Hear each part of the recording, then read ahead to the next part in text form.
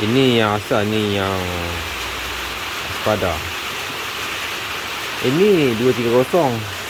Ini katanya original 235. Tengok. Macam mana 230 lebih tinggi pada lebih panjang daripada original.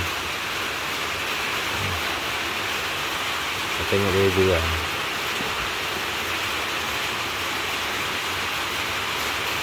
Aku nak pakai 225 kan takut rendah sangat. Suka aku pakai yang original balik macam mana. Rasa tinggi sangat. Rasa atas ni tinggi sangat. Ni jarak tinggi.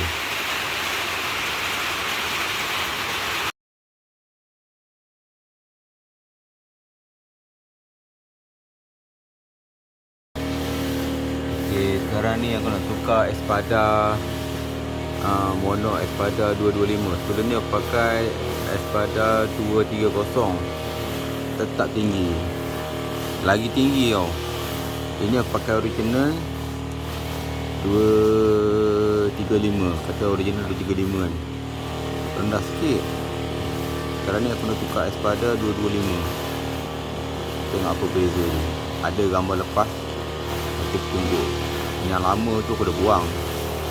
Tapi aku pakai Espada juga. Kalau aku ambil jenama lain takut lagi rendah. Tapi aku ambil jenama yang sama. Tengok apa beza dia. Aku silapnya aku pergi buang Espada yang lama. Lepas tu aku tengok macam lebih kurang macam tinggi jugalah.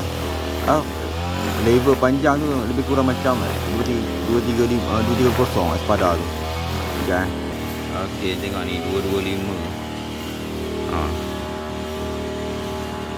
Okay, kita buka dulu, kita ukur tengok.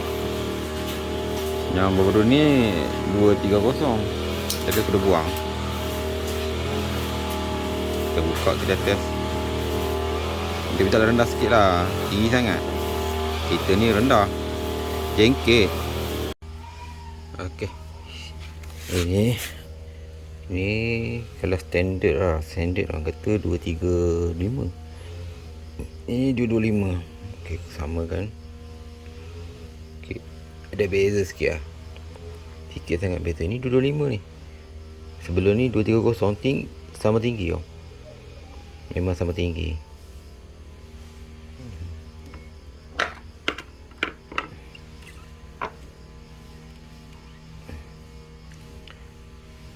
Okey, beres. Kita pasang. Ni keadaan hasil dia. Adalah naik sikit. Sidak dia sama tau. Tak kena ni. Jauh lagi ni. Taklah tinggi sangat kan. Kata tidak. Belakang congek gitu tau. Ni okey lah sikit ni. Kita pasang balik cover-cover ni. Dengan tank. Tank terpaksa buka nak balik. Biasanya aku tak buka tank ni. Kalau tayar ni terbuka kan, aku turun daripada tayar. Ni kalau buat kalau tayar ni kicap kau nak pasang balik.